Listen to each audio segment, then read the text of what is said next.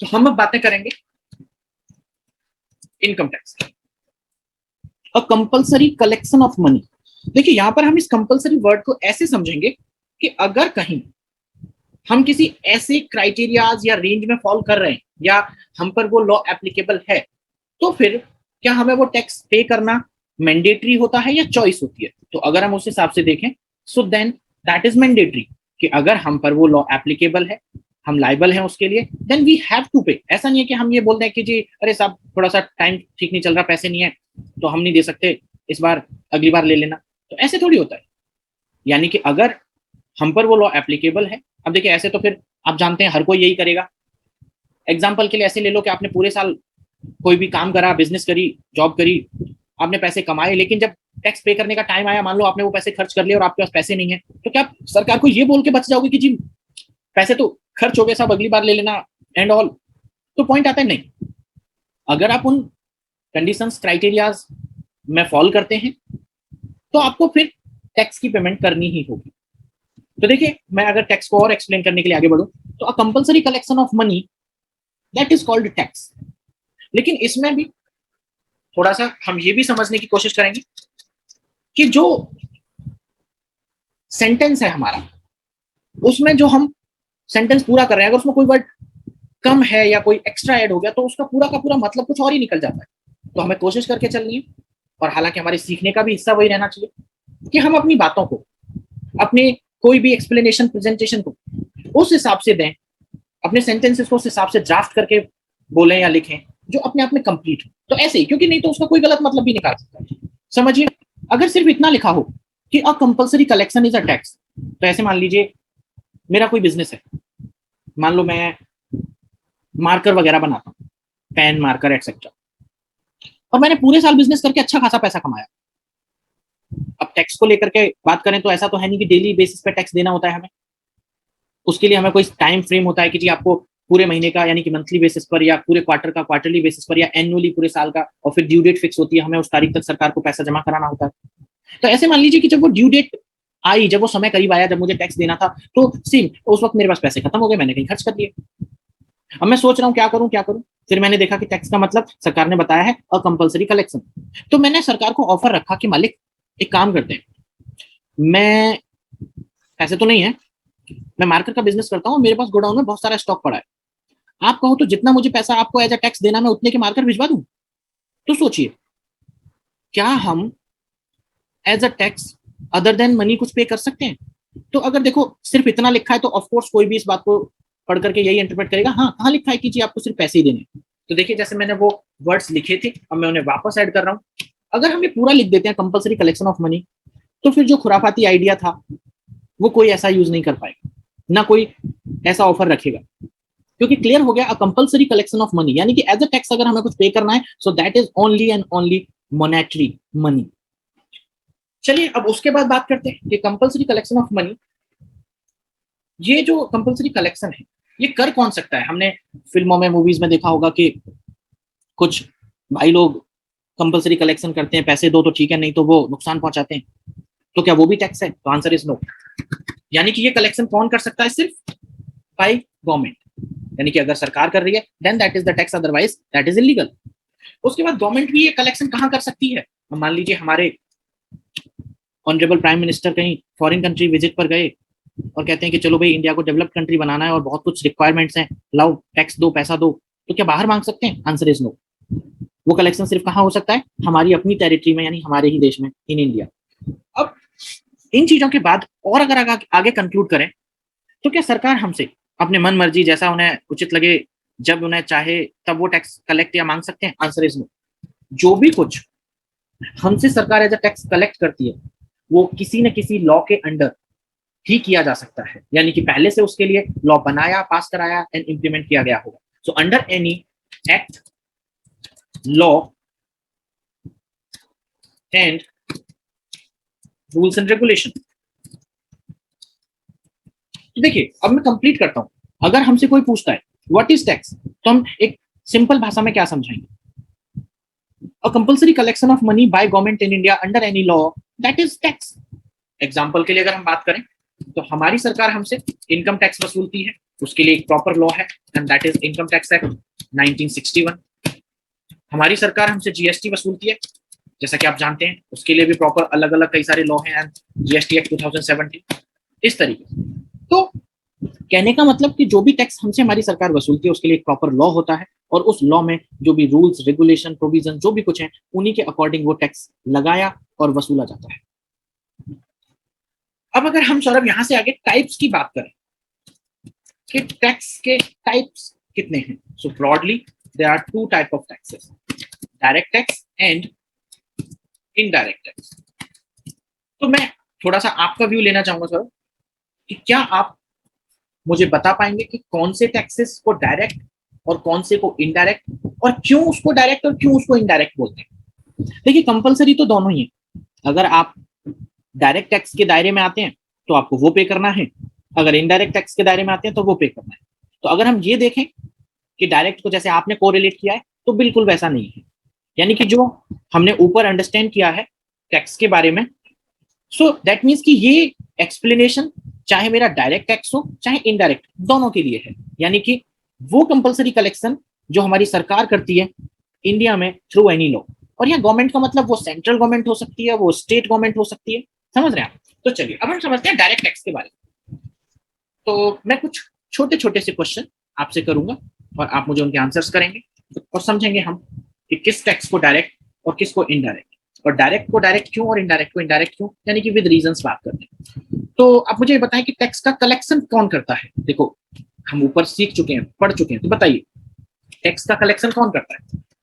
Government करती है। Government करती है। टैक्स की पेमेंट कौन करता है। तो ऐसे मान लीजिए एक पर्सन यानी कि हम आप लोग और जो भी है, तो ऐसे समझिए कि जब एक पर्सन उस पर जो भी टैक्सेस एप्लीकेबल हैं उन्हें जब वो डायरेक्टली गवर्नमेंट को पे करता है तो हम उस तरह के सभी टैक्सेस को डायरेक्ट टैक्स कहते हैं। अब उतना कॉन्फिडेंस नहीं आया होगा इतने से, बट डोंट वरी, एक बार हम पहले इनडायरेक्ट की तरफ चल रहे हैं और फिर वापस जब इनडायरेक्ट को सीख लेंगे तो दोनों को कंपैरिजन करेंगे दोनों का और फिर समझेंगे। तो चलिए मैं फिलहाल आपको लिए चलता हूं इनडायरेक्ट की तरफ। कि देखिए इनडायरेक्ट में क्या होगा। इनडायरेक्ट में ये होगा कि सिंपल सी बात है, टैक्स जो कलेक्ट किया जा रहा होगा वो बाय गवर्नमेंट ही होगा। ऑब्वियसली टैक्सेस कोई भी हो कलेक्ट तो सरकार ही करती है। पे जो किया जा रहा है वो बाय पर्सन ही किया जा रहा होगा, ये भी करेक्ट है। अब आप ऐसे समझिए कि आप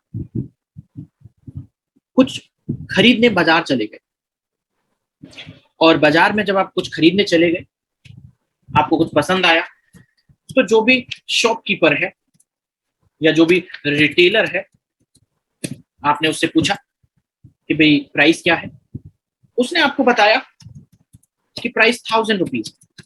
अब हम जानते हैं कई बार जो भी टैक्सेस होते हैं वो इंक्लूड होते हैं तो कई बार एक्सक्लूड होते हैं जो अलग से लगते हैं। उस दुकानदार ने आपको बताया सर इसमें टैक्स अलग से लगेगा। आपने पूछा कितना, उसने बताया कि सर सपोज 12%, मान लीजिए 120 रुपए, तो टोटल हो गया 1120 रुपए। अब हम क्या करते हैं, आप क्या करोगे, 1120 रुपए उसे निकालोगे अपने पास से और उस दुकानदार को वो 1120 रुपए दे करके और अपना सामान का कैरी बैग उठा के अपने घर चले आते हैं। राइट, ऐसा ही करते हैं हम कि जो 1120 रुपए टोटल बने हम वो 1120 रुपए उस दुकानदार को देके और अपना कैरी बैग उठा के अपने सामान का चले आते हैं।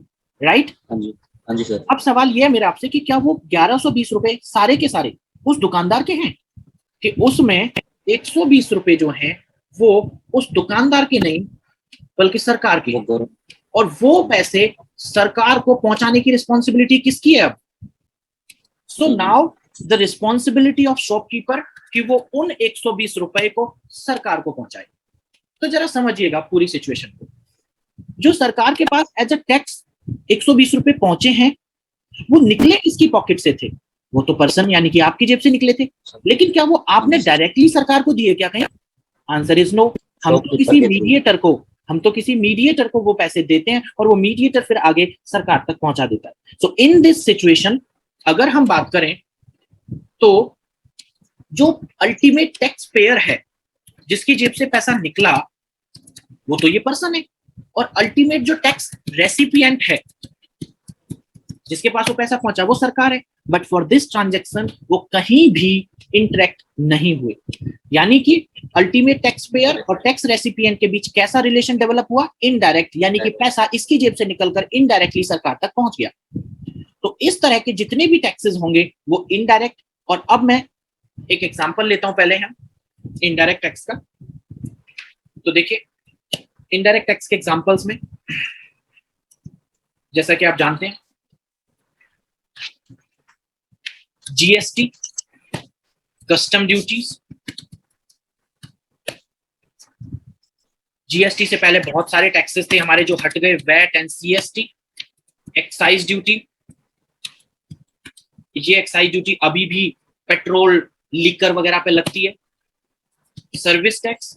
सो दैट मींस इस तरह के बहुत सारे टैक्सेस, मैं इनको हाईलाइट कर देता हूं कि ये जीएसटी के आने की वजह से मेनली हट गए हैं। So all these are indirect taxes. वही अब जरा हम एनालिसिस के तौर पे वापस चलते हैं और डायरेक्ट टैक्स को समझते हैं। तो देखिए यहां पर डायरेक्ट टैक्स हम उन टैक्सेस को बोलते हैं कि जो अल्टीमेट टैक्स पेयर है, जो पर्सन है, ये जो भी टैक्सेस पर लायबल है, जिसके लिए जो भी इस पर टैक्स बनता है, उसे ये डायरेक्टली टैक्स रेसिपिएंट यानी कि सरकार को जमा करा देता है। जैसे कि एग्जांपल के लिए इनकम टैक्स, यानी कि मान लीजिए आपने कोई इनकम अर्न की, चाहे जॉब करके, बिजनेस करके, तो जो इनकम टैक्स होता है, क्या आप उसे भी किसी ऐसे ही किसी दुकानदार को या किसी मीडिएटर को देके आते हैं कि लो भाई सरकार को दे देना? Answer is no.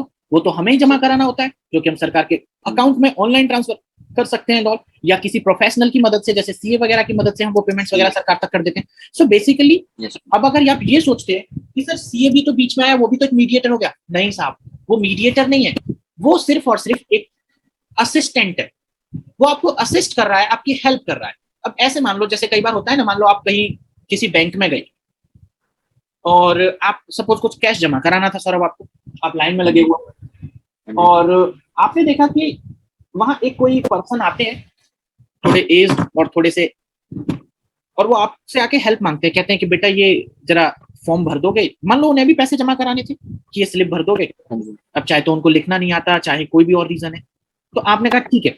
आपने पेन पेपर उठाया, उनसे जो चीजें पूछनी थी वो पूछी और वो उनको भर के दे दी, और वो फिर उन्होंने जमा करा दिया। तो सीए एग्जैक्टली ठीक वैसे ही एक्ट कर रहा है जैसे आपने बैंक में उनकी हेल्प की।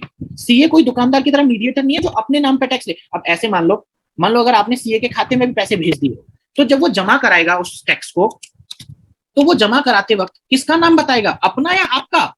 लेकिन यहां पर जब हम बात करें इनडायरेक्ट में, जब ये दुकानदार टैक्स का पैसा जमा कराएगा, तो वो किसके नाम से जमा कराएगा, अपने से, या जो लोग उसको देके जा रहे हैं उनके से? शॉपकीपर और अपने नाम से जमा कराएगा कि जी मैंने इतना पैसा कलेक्ट किया, ये मैं जमा करा रहा हूँ। सो डिफरेंस यहाँ इतना यही है कि जो यहाँ पर अगर कोई पर्सन हमें बीच में सपोर्ट या असिस्ट कर रहा है, वो बस हमें हेल्प करता है, बाकी सारा का सारा काम इसी का होता है। दूसरा एक और एग्जाम्पल ले लीजिए। मान लीजिए डायरेक्ट टैक्स में अगर इस पर्सन ने टैक्स नहीं भरा, तो सरकार किससे वसूलेगी? सीए से जो उसको हेल्प करता है, या इस पर्सन से? और अगर यहां पर वो टैक्स का पैसा इस दुकानदार ने नहीं दिया, तो बताओ ये सरकार किससे वसूलेगी, पर्सन से या उस शॉप? एग्जैक्टली।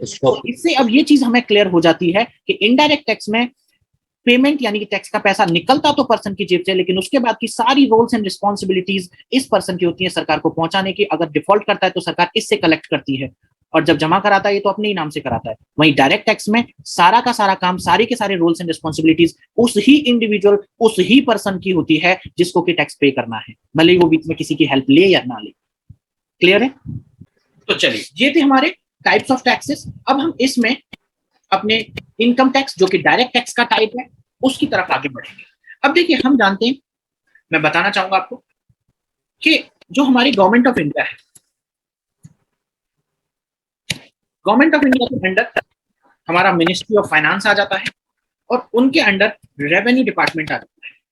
और डायरेक्ट टैक्सेस के एडमिनिस्ट्रेशन के लिए, अब देखिए सिंपल है और हम सभी समझ सकते हैं कि भाई गवर्नमेंट का मतलब अब मोदी जी तो सारा कुछ टैक्स कलेक्शन एंड ऑल वो तो करेंगे नहीं, तो हमने एक सिस्टम बनाया हुआ है, डिपार्टमेंट्स, बोर्ड्स बनाए हुए हैं। तो देखो डायरेक्ट टैक्स को जो हैंडल करता है, हमने उसका नाम रखा हुआ है बोर्ड का सीबीडीटी, जिसको हम बोलते हैं central board of direct taxes. और जो सीबीडीटी है उसके अंडर आता है इनकम टैक्स डिपार्टमेंट। ठीक इसी तरह इनडायरेक्ट टैक्सेस के लिए CBIC। देखिए इसका पुराना नाम हुआ करता था जीएसटी से पहले CBEC, और अब नया नाम है इसका CBIC, यानी कि central board of direct taxes. Sorry, CBIC है ना, तो central board of indirect taxes and customs. तो जो CBIC है that is central board of indirect taxes and customs. जो पहले इसका नाम था CBEC, उसका पुराना नाम था, उसमें इतना चेंज था, उसको हम बोलते थे central board of excise and custom. पता है क्यों? देखिए जीएसटी से पहले ये जितने भी इनडायरेक्ट टैक्सेस थे, एक ड्यूटी लगती थी। हाँ, अब इसमें क्या कुछ सेंट्रल गवर्नमेंट के अंडर थे तो कुछ स्टेट गवर्नमेंट के अंडर थे। तो अब अगर हम ये डायरेक्ट एक बोर्ड बना देते जिसमें लिख देते central board of indirect taxes, तो वो कहीं ना कहीं थोड़ा सा एक मिस इंटरप्रेट करता, और वो मिस इंटरप्रेट ये करता कि जो इनडायरेक्ट टैक्सेस हैं उसमें सारे टैक्सेस सेंट्रल गवर्नमेंट के अंडर थोड़ी आते हैं, जबकि जो बोर्ड है वो सेंट्रल गवर्नमेंट का बोर्ड है जो सभी इनडायरेक्ट टैक्सेस की बात कर रहा है, तो वो गलत पड़ता। इसीलिए हमने पहले जो बोर्ड बना रखा था उसका नाम था central board of excise and custom. क्यों? क्योंकि देखिए एक्साइज ड्यूटी सेंट्रल गवर्नमेंट के अंडर होती थी, कस्टम ड्यूटी सेंट्रल गवर्नमेंट के अंडर होती थी, सर्विस टैक्स सेंट्रल गवर्नमेंट के अंदर होता था। तो इन तीनों के लिए तो हमने बोर्ड बना दिया था CBEC, और वैट स्टेट गवर्नमेंट के अंदर आता था। लेकिन जब से जीएसटी आया तब से ये सब तो हट ही गया। अब जो पूरा का पूरा अगर हम देखें सिस्टमैटिक जो एडमिनिस्ट्रेशनल कंट्रोल है वो तो जीएसटी हो या कस्टम ड्यूटी सेंट्रल गवर्नमेंट का ही है। तो इसीलिए अब हमने उसका नाम बदल के क्या रख दिया, central board of indirect taxes and custom. That means कि अब सभी इनडायरेक्ट टैक्सेस के लिए लगभग सेंट्रल बोर्ड बनाया जा चुका है जो उसको एडमिनिस्ट्रेट कर रहा है, और फिर उनके अंडर अपने अलग अलग जीएसटी है तो जीएसटी डिपार्टमेंट, कस्टम है तो कस्टम डिपार्टमेंट उनके अंडर आते हैं।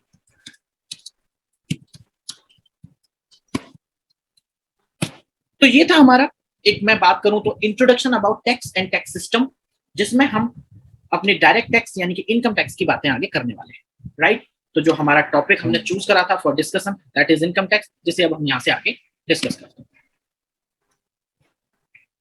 तो देखिए अगर हम टैक्स को लेकर अंडरस्टैंडिंग ले चुके हैं दैट सिंपली मींस, और इनकम टैक्स के बारे में भी समझ चुके हैं, सो दैट इज, अगर बात करें इनकम टैक्स को लेकर तो टैक्स ऑन इनकम वही तो इनकम टैक्स है, और इसके लिए हमने एक लॉ भी बनाया हुआ है और वो लॉ है इनकम टैक्स एक्ट 1961। तो चलिए समझते हैं। टैक्स के बारे में जान चुके हैं, इनकम के बारे में थोड़ा समझेंगे। तो देखिए इनकम तो नॉर्मली अगर हम ऑर्डिनरी अंडरस्टैंड करें तो कहेंगे जो भी कुछ हम अर्न कर रहे हैं दैट इज आवर इनकम। तो चलिए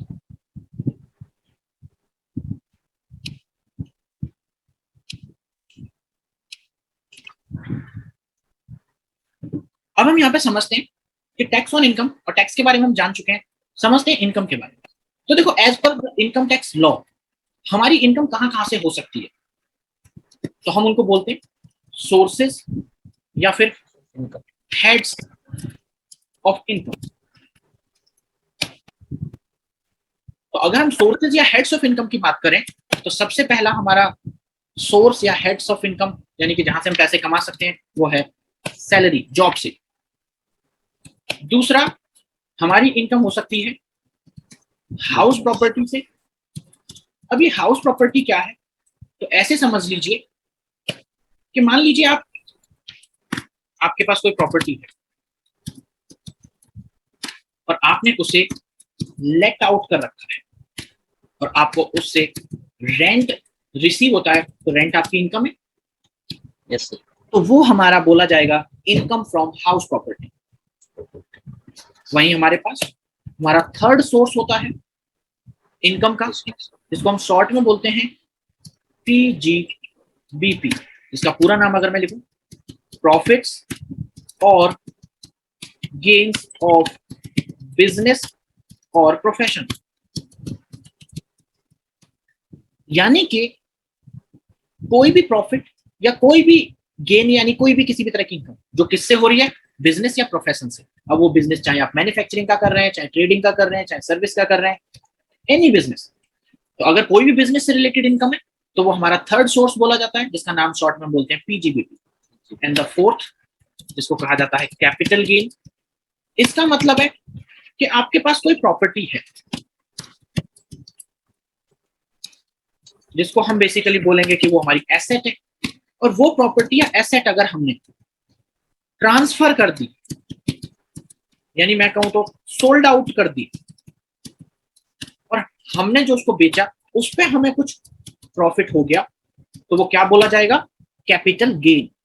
यानी कि अगर आप पॉइंट नंबर 2 और पॉइंट नंबर 4 में डिफरेंस करें, तो पॉइंट नंबर 2 में आपने किसी को उसे बेचा नहीं है, सिर्फ फॉर द यूज आप रेंट रिसीव करते हैं। वहीं पर पॉइंट नंबर 4 में आपने उसे सोल्ड आउट कर दिया, ट्रांसफर कर दिया। ऐसे मान लो 5 साल पहले आपने कोई प्लॉट खरीदा या कोई बिल्डिंग खरीदी 10 लाख रुपए की, और after 5 year suppose today you sold that for 50 lakhs, so that means जो डिफरेंस है वो एक तरह से आपका प्रॉफिट हो गया, तो उस पर हमें टैक्स देना पड़ेगा। तो उस प्रॉफिट को हम किस सोर्स की इनकम मानेंगे? Capital gain. उसके बाद नेक्स्ट आ जाता है हमारा, सो देखिए जो हमारी पॉसिबल मेन इनकम हो सकती है वो इन्हीं 4 सोर्स से हो सकती है। बाकी तो जो बची कुची इनकम है वो है तो बहुत सारी, बट है छुटपुट छुटपुट। तो हमने क्या करा, एक रेजिडोरी हेड बनाया, मतलब बचे कुचे सबको हमने उसमें डाल दिया, और हम उसको नाम दे देते हैं अदर सोर्सेस। जिसमें एग्जाम्पल के लिए अगर हम बात करें, मान लीजिए आपकी कोई किसी भी तरह की इंटरेस्ट इनकम आती है, चाहे कोई एफडी पर हो, चाहे कोई आपके किसी और इन्वेस्टमेंट पर हो, आपको कोई कमीशन वगैरह आ रहा है, आपकी कोई सपोज लॉटरी लग गई, आपने किसी गेम या किसी शो से पैसे जीत लिए जैसे केबीसी एक्सेट्रा। तो कहने का मतलब मैं ये कहूंगा कि जो भी इनकम आपके फर्स्ट 4 सोर्सेज में नहीं कवर हो रही है वो कहां कवर हो जाएगी? Other sources. तो इस तरह से हमारी जो इनकम हो सकती है और जिस पर टैक्स लगना है वो income as per income tax law इन 5 सोर्सेज से हो सकती है, जिनको हम सोर्सेज ऑफ इनकम या हेड्स ऑफ इनकम कॉल करते हैं। इन्हें आप हमेशा के लिए और आगे के लिए जरूर याद रखें। तो चलिए अब आप इन ऑल 5 हेड से जो भी आपकी इनकम होगी उसका टोटल करेंगे, और उस पर जो टैक्स बनेगा वो हमें देना होगा। अगर आपको हमारे वीडियोस पसंद आए हैं तो वीडियो लाइक एंड शेयर जरूर करें, और आपको और किस टॉपिक पर सीखना है कमेंट करके जरूर बताएं। Thank you.